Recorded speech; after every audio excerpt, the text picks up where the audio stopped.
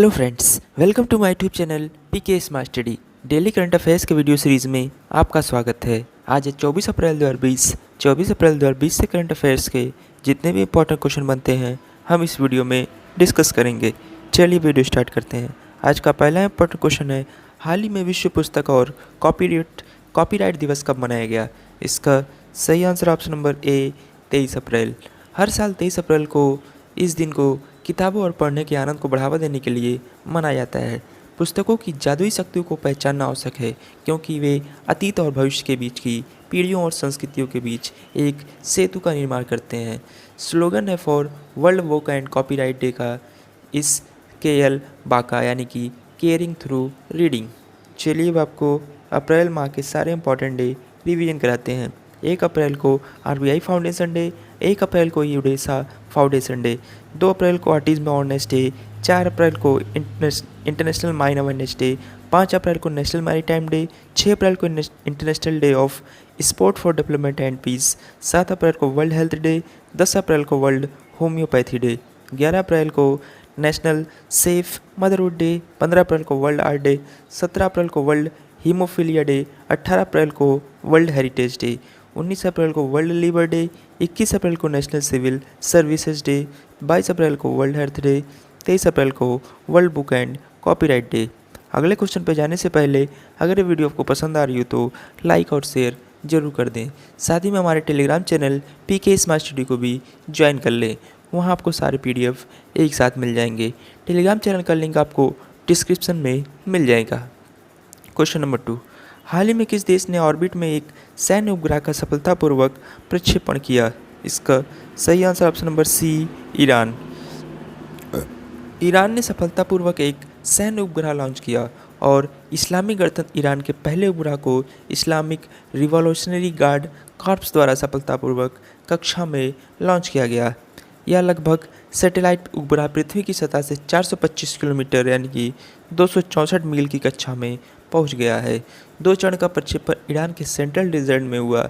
उपग्रह को एक घास वाले या मैसेंजर उपग्रह का उपयोग करके कक्षा में भेजा गया था। चलिए अब आपको ईरान के बारे में बताते हैं। ईरान की कैपिटल है तेहरान, प्रेसिडेंट है हसन रूहानी, करेंसी है ईरानियन रियाल, बिगेस्ट लेक है लेक उर्मिया, हाईएस्ट माउंटेन है माउंट दमावंद, नेशनल गेम है wrestling, animal Asiatic lion, bird है nightingale, flower red rose, parliament name है मजलिस। चलिए आपको मैप में दिखाते हैं, ये मैप में ईरान। चलिए चलते हैं क्वेश्चन नंबर 3 की तरफ। हाल ही में किस राज्य सरकार ने मुख्यमंत्री कोविड-19 योद्धा कल्याण योजना लॉन्च की है? इसका सही answer option number B Madhya Pradesh. Madhya Pradesh सरकार के अनुसार प्रदेश के लगभग 1 लाख आंगनवाड़ी कार्यकर्ताओं और सहायिकाओं को मुख्यमंत्री कोविड-19 योद्धा कल्याण योजना का लाभ प्राप्त होगा। मध्य प्रदेश सरकार की इस योजना के तहत लोक स्वास्थ्य एवं परिवार कल्याण विभाग, चिकित्सा विभाग एवं आयुष विभाग के सभी सफाई कर्मचारी, वार्ड बॉय, आशा कार्यकर्ता, पैरामेडिकल स्टाफ, डॉक्टर, विशेषज्ञ तथा अन्य स्वास्थ्य कार्यकर्ता, नगरीय प्रशासन के सभी सफाई कर्मचारी आदि को भी शामिल किया गया है। इसमें इस योजना के अनुसार यदि कोरोना वायरस से लड़ते हुए किसी भी कर्मचारी की मृत्यु हो जाती है तो उसके परिजन को 50 लाख रुपए की सहायता दी जाएगी। चलिए चलते हैं अब आपको मध्य प्रदेश के बारे में बताते हैं। मध्य प्रदेश का गठन 1 नवंबर 1956 को हुआ था। वर्तमान मुख्यमंत्री श्री शिवराज सिंह चौहान, जो कि आपको इमेज में दिखाई दे रहे हैं। गवर्नर है Shri Lalji Tandon, capital Bhopal. First CM Ravishankar Shukla, first governor doctor Pattabhi Sitaramayya. Lok Sabha seat 29, Rajya Sabha seat 11, total district है 51। स्टेट ट्री है बनियान, फ्लावर लिली, एनिमल है बारहसिंगा, स्टेट बर्ड है दूधराज। मेन डांस की बात करें तो मटकी, राई, नौराता। मेन रिवर है सिप्रा, कुंदा, सोन, चंबल और महानदी। नेशनल पार्क की बात करें तो कान्हा टाइगर रिजर्व, पेंच, पन्ना, बांधवगढ़ वन विहार और सतपुड़ा टाइगर रिजर्व। डैम से इंदिरा सागर, मन सागर, गांधी सागर डैम। मध्य प्रदेश से सटे राज्य के बाद मध्य उत्तर प्रदेश है नॉर्थ ईस्ट में, छत्तीसगढ़ है साउथ ईस्ट में, महाराष्ट्र है साउथ में, गुजरात है वेस्ट में, राजस्थान है नॉर्थ वेस्ट में। चलिए आपको मैप में दिखाते हैं, ये मैप में मध्य प्रदेश। चलते हैं क्वेश्चन नंबर 4 की तरफ। हाल ही में भारत ने नेपाल को कितनी टन दवाइयाँ उपहार में दी हैं? इसका सही आंसर है ऑप्शन नंबर ए 23 टन।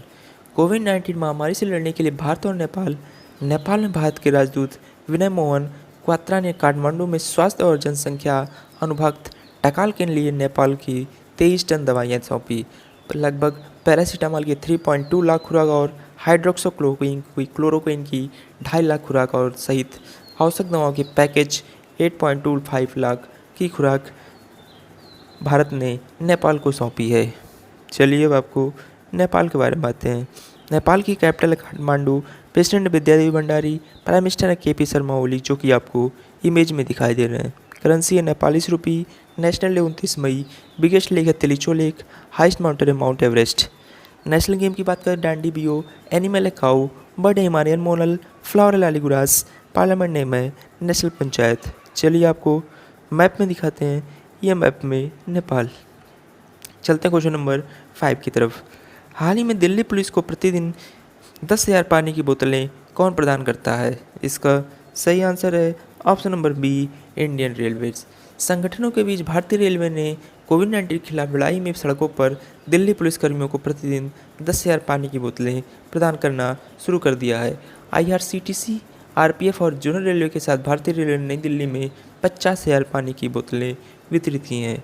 बात करें भारतीय रेलवे की, तो भारतीय रेलवे के वर्तमान चेयरमैन है वीके यादव यानी विनीत कुमार यादव जी, और वर्तमान रेलवे मंत्री हैं पीयूष गोयल जी। चलिए अब आपको कुछ रेलवे के बारे में बताते हैं।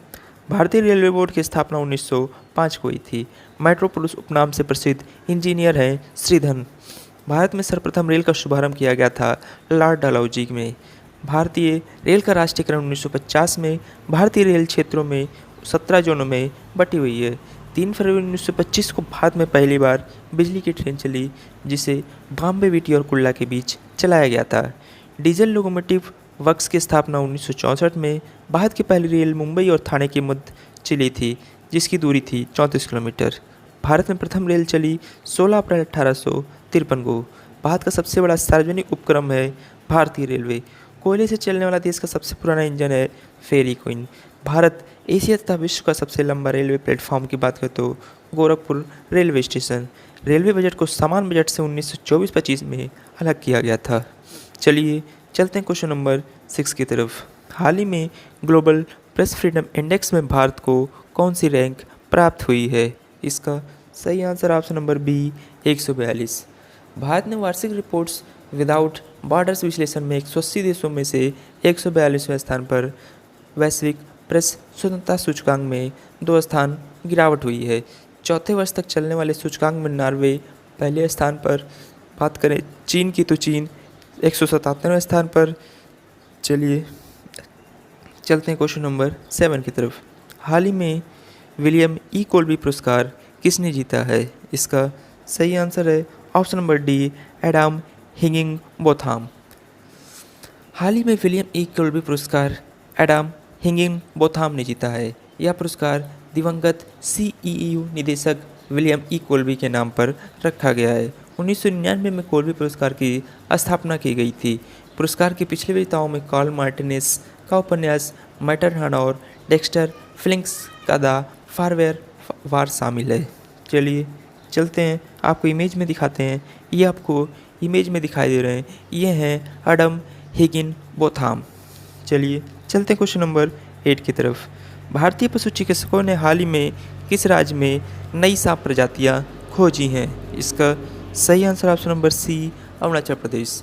भारतीय पशु चिकित्सा ने अरुणाचल प्रदेश में पक्के टाइगर रिजर्व में वाइपर परिवार की एक नई प्रजाति की खोज की है और ग्रीन पिट वाइपर प्रजातियों की खोज जिसान मिर्जा के नेतृत्व में एक टीम ने की।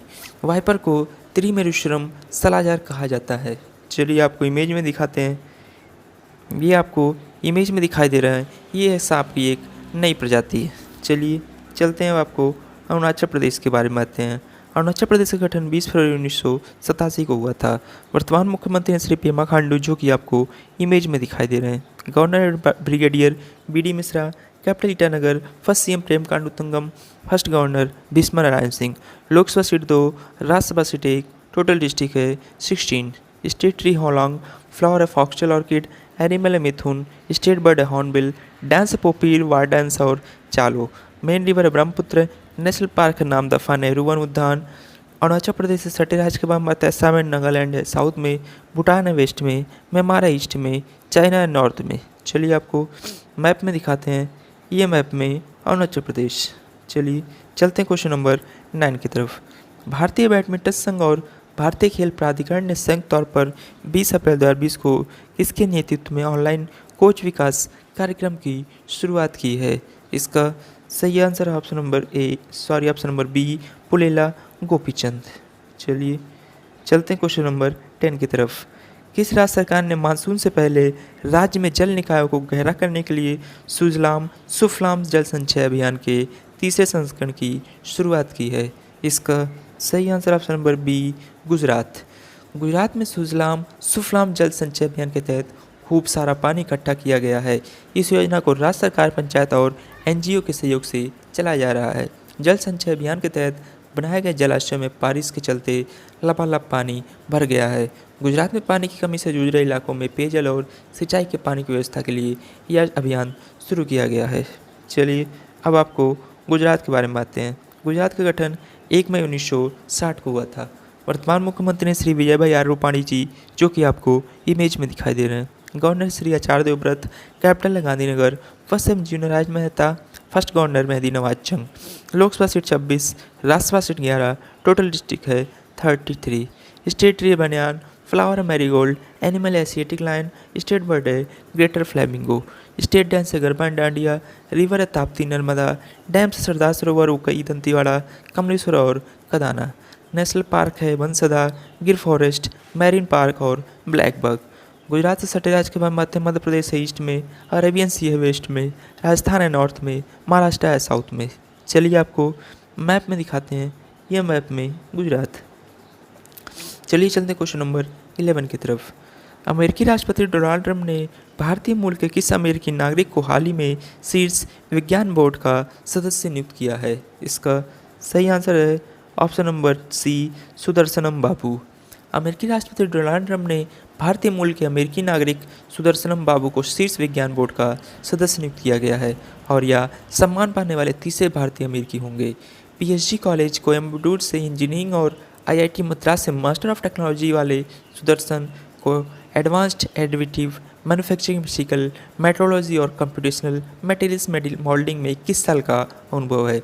उन्होंने कैम्ब्रिज विश्वविद्यालय से सामग्री विज्ञान और धातु विज्ञान में पीएचडी किया है और वर्तमान में inter disciplinary research and graduate education के लिए ब्रेटसन सेंटर के निदेशक हैं। चलिए आपको इमेज में दिखाते हैं, ये आपको इमेज में दिखाई दे रहे हैं, ये हैं सुदर्शनम बाबू।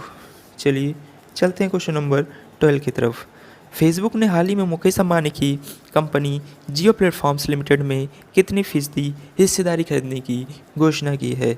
इसका सही answer option number A, 9.99%। Facebook ने 22 अप्रैल 2020 को जियो प्लेटफॉर्म्स में 9.9% हिस्सेदारी के लिए 43,574 करोड़ रुपये के निवेश की घोषणा किया है। इस बड़ी डील के बाद फेसबुक अब जियो की सबसे बड़ी शेयर होल्डर बन गई है। जियो प्लेटफॉर्म्स रिलायंस इंडस्ट्रीज लिमिटेड के पूर्ण स्वामित्व वाली सहायक कंपनी है जो तमाम प्रकार की डिजिटल सेवाएं प्रदान करती हैं। इसके ग्राहकों की संख्या 38.8 करोड़ से अधिक है। जियो और फेसबुक के बीच तालमेल से डिजिटल इंडिया के लक्ष्य की हासिल करने में मदद मिलेगी। चलिए अब आपको फेसबुक के बारे में बातें हैं। फेसबुक का हेडक्वार्टर मेनो पार्क कैलिफोर्निया में, इसकी स्थापना फरवरी 2004 में हुई थी। सीईओ एंड फाउंडर हैं मार्क जुकरबर्ग, जो कि आपको इमेज में दिखाई दे रहे हैं। बात करें इंडिया में, फेसबुक लॉन्च हुआ था 26 सितंबर 2006 में। फेसबुक ने व्हाट्सएप को 2014 में 16 बिलियन अमेरिकी डॉलर में खरीद लिया। चलिए चलते हैं क्वेश्चन नंबर 13 की तरफ।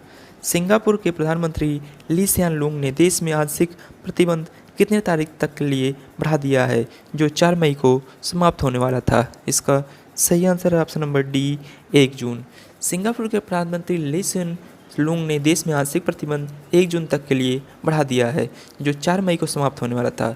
दरअसल प्रधानमंत्री का यह बयान ऐसे समय में आया है जब सिंगापुर में एक दिन में कोरोना संक्रमण के 1111 नए केस सामने आए, जिसके बाद कुल मामलों की संख्या 9125 हो गई। चलिए अब आपको सिंगापुर के बारे में बातें हैं।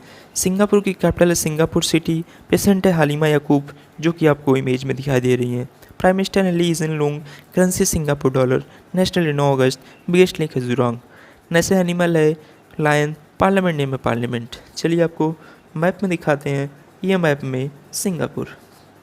चलिए चलते हैं आज के लास्ट क्वेश्चन की तरफ। क्वेश्चन नंबर 14, हाल ही में किस विश्व बैडमिंटन चैंपियन को बैडमिंटन वर्ल्ड फेडरेशन यानी BWF के IM बैडमिंटन जागरूकता अभियान के एम्बेसडर्स में शामिल किया गया है? इसका सही आंसर है option number B, PV Sindhu. विश्व बैडमिंटन चैंपियन PV सिंधु को बैडमिंटन वर्ल्ड फेडरेशन के IM बैडमिंटन जागरूकता अभियान के एम्बेसडर्स में शामिल किया गया है। यह अभियान उन खिलाड़ियों को एक मंच प्रदान करेगा जो स्वच्छ और ईमानदार खेलने की भावना रखने के साथ साथ प्रतिबद्ध होकर बैडमिंटन के लिए अपना प्यार और सम्मान व्यक्त करते हैं।